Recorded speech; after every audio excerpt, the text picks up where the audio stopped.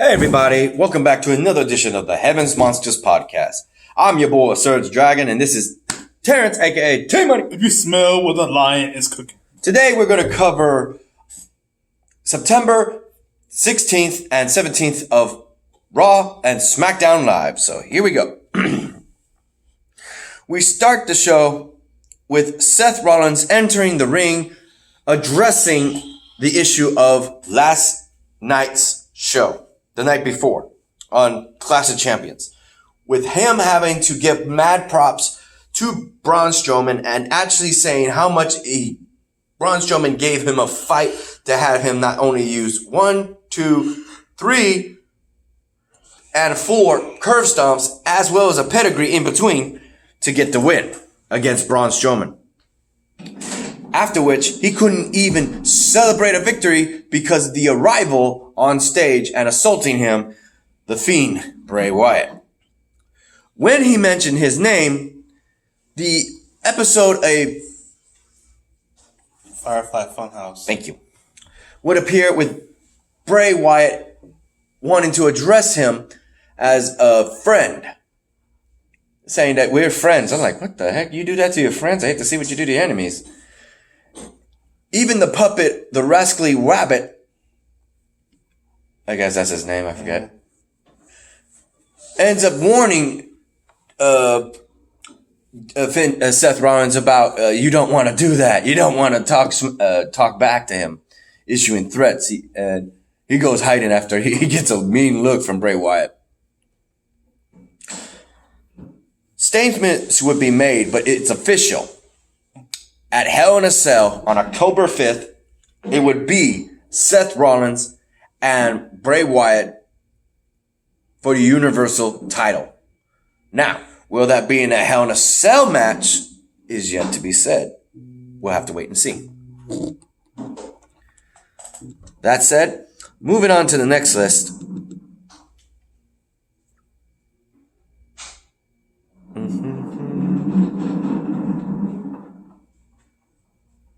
Damn, there's a lot to talk about.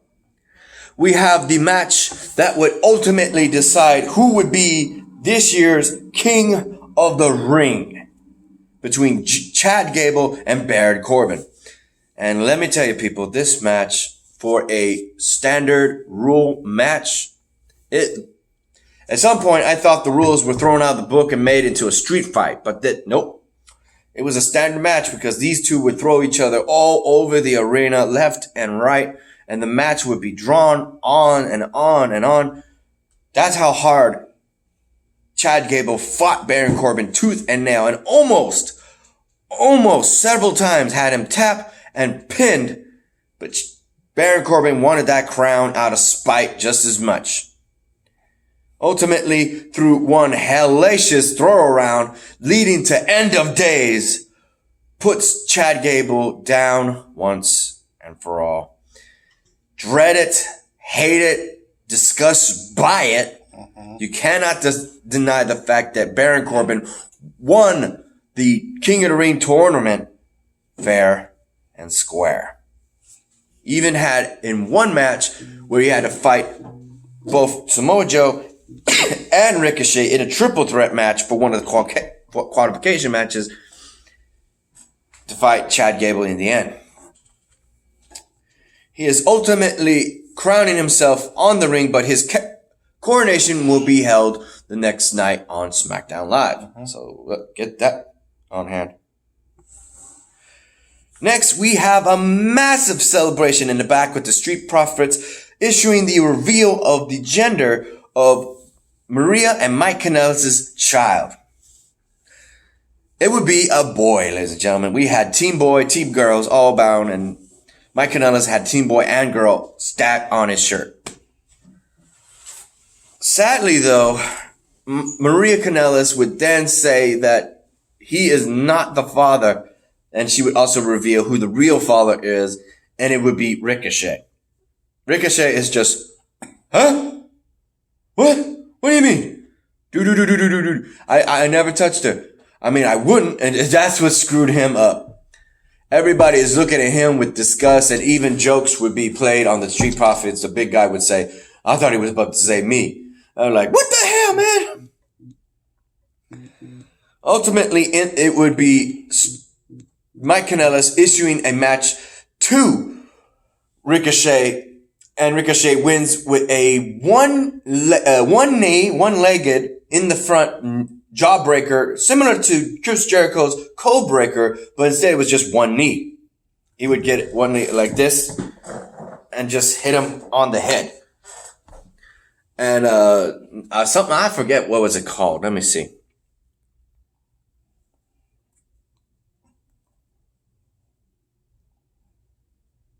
Oh, the insecurity kick? Mm-mm.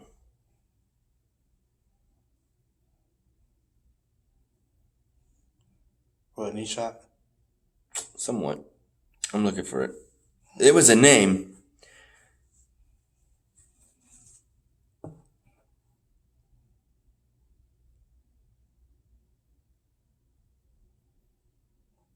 And somebody's actually put in his own comments.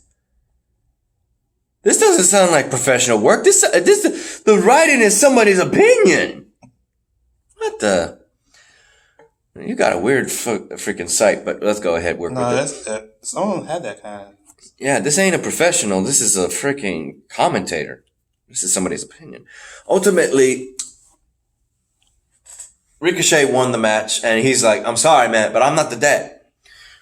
Maria Kanellis then comes out issuing that she lied just to get him fired up in the baby's honor, to try and give him a push that would set him into motion.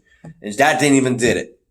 So then she reveals who the real father is, and I'm thinking this is complete bullshit. I'm thinking Mike Kanellis is the real father. They're just doing this for a storyline. Yeah, because the person she names and comes out is none other than the return of a slimmer, more oily Rusev.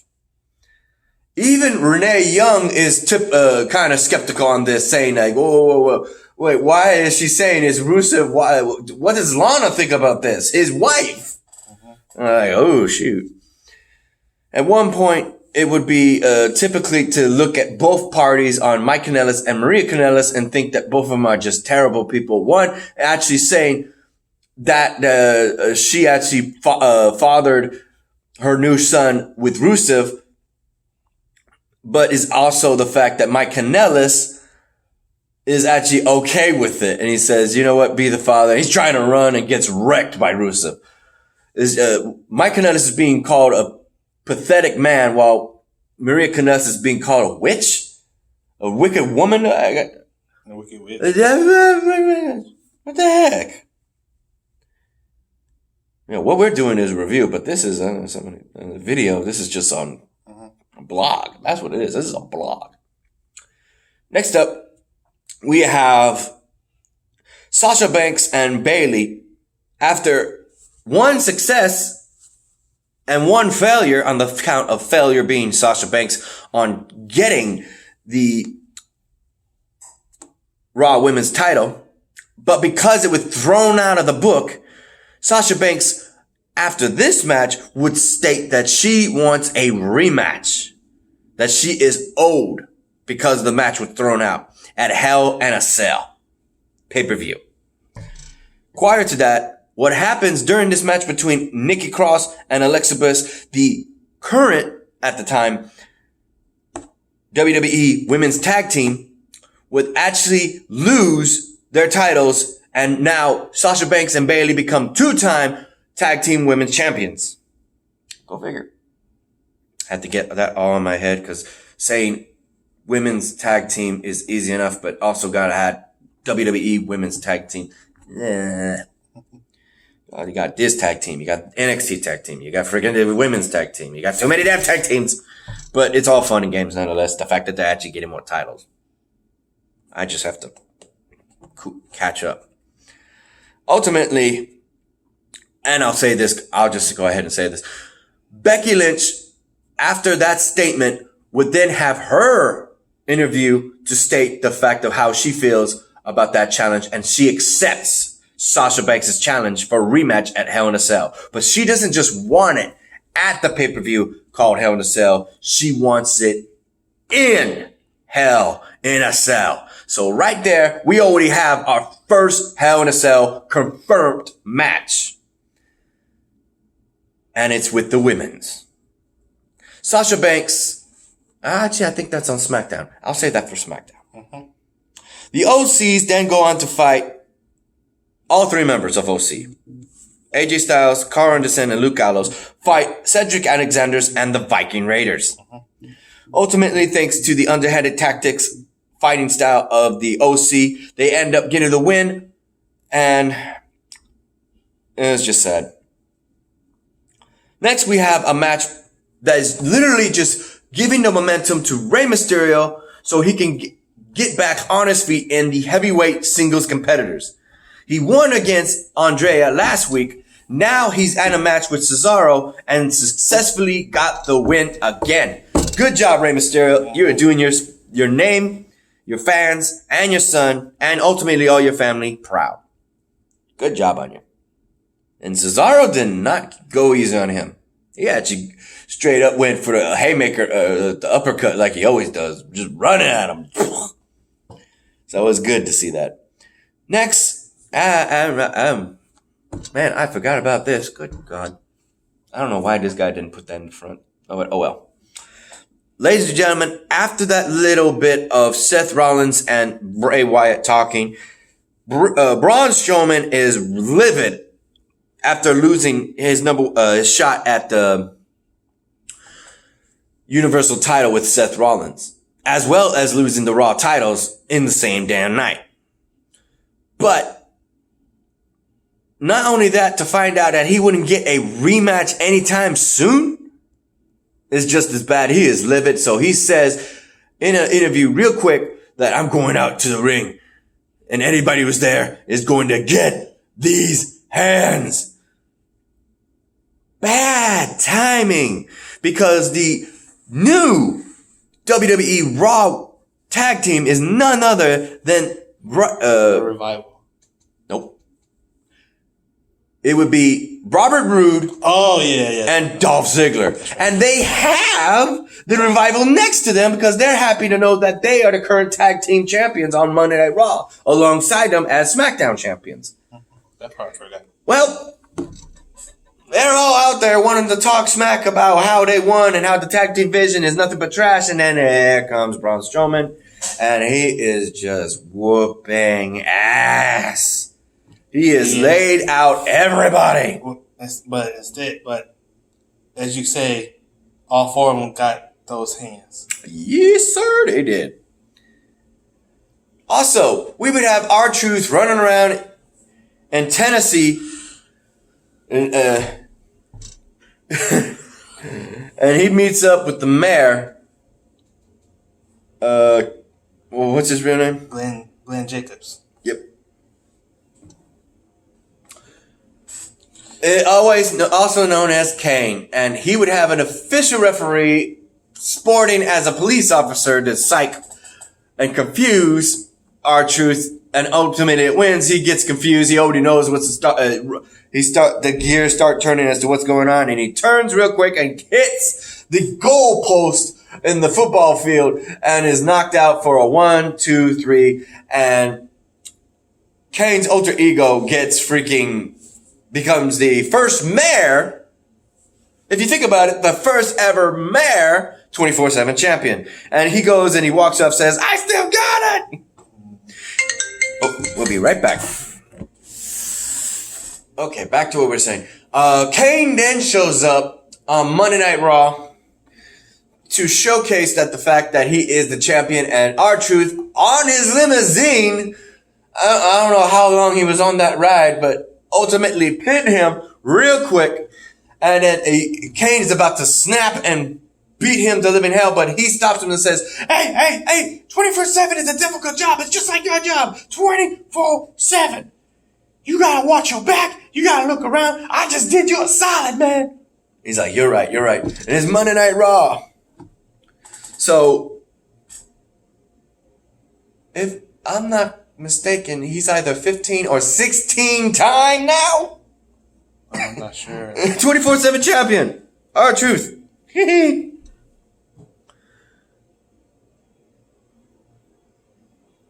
Next, we have Lacey Evans and Dana Brooke. Sad to say Dana Brooke didn't win that match. I was going for you, Dana, but Dana. Mm-hmm. Lacey Evans won that match. The fuck?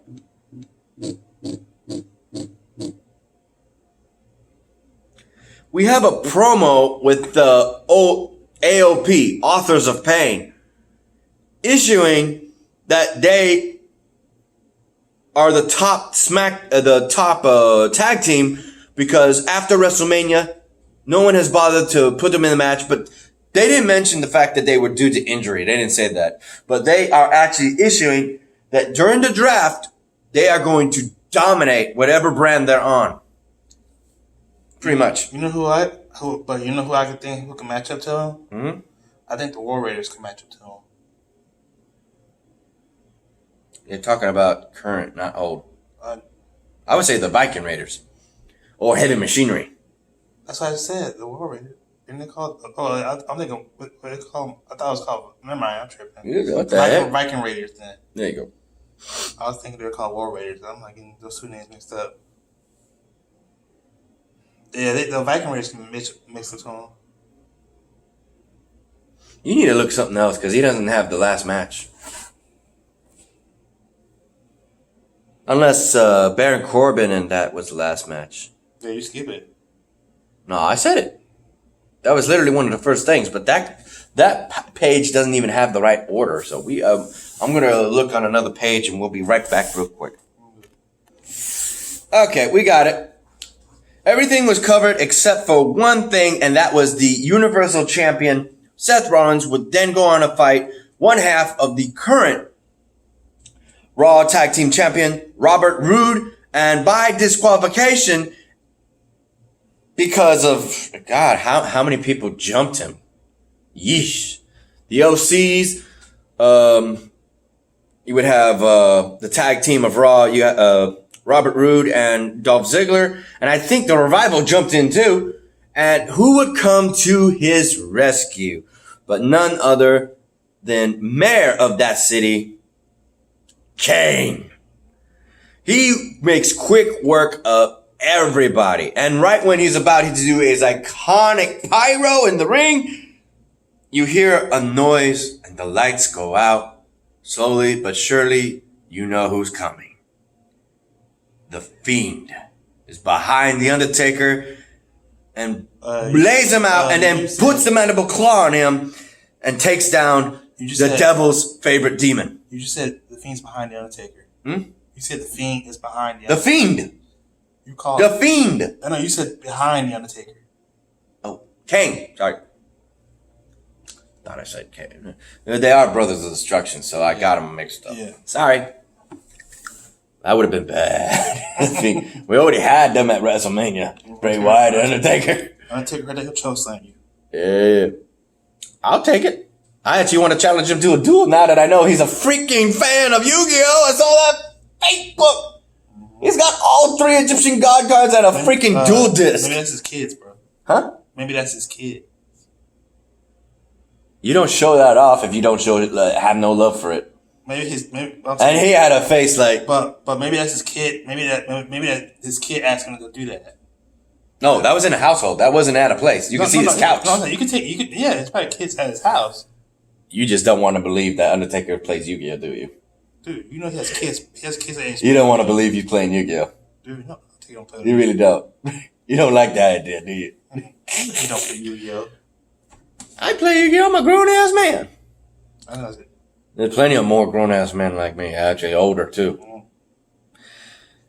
Ultimately, it would be Kane laid out, and after seeing that horrific sight, he would crawl straight to Seth Rollins with the Fiend, the mask of the Fiend, staring at him, and all you hear is laughing, and you hear at the end of the show the Funhouse, the Firefly Funhouse music being played over and over and over with some sort of remix, just on, off, high pitch, low pitch, sounds like it's farther, sounds like it's closer, up, down, up, what the heck? It's like, what the hell's going on? So with that said, we're going to go ahead and now talk about SmackDown. My ride's here. My mom's here. Your ride's here? Damn it. You sure? Yeah, she said she just says it. She's here.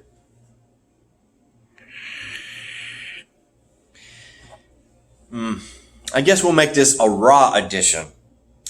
Because come next Friday, we'll definitely do SmackDown, 205 Live, and NXT new premiere all in one go. How about that? Yes. So this will be a special edition, just Raw review on the 16th of September. Have to put that in there for the sake of the update. If you like this video, give it a thumbs up. You didn't, give it a thumbs down. Hit that subscribe button. You like the content. Hit that notification bell if you want to see the next video. Also, a shout out to our boys, Xavier Hill, Mike Henry, and Andre Mitchell. A link to their YouTube pages will be in the descriptions down below, as always. And another shout out to Renee, Farrell, Chris Petrie, and Delvin, the remaining members of the Heaven Monsters podcast. I'm SergDragon. This is T-Money. You want final thoughts or you want to get going? I'm good. I'm good. But that's it. We'll see you in the next video. Bye. Peace.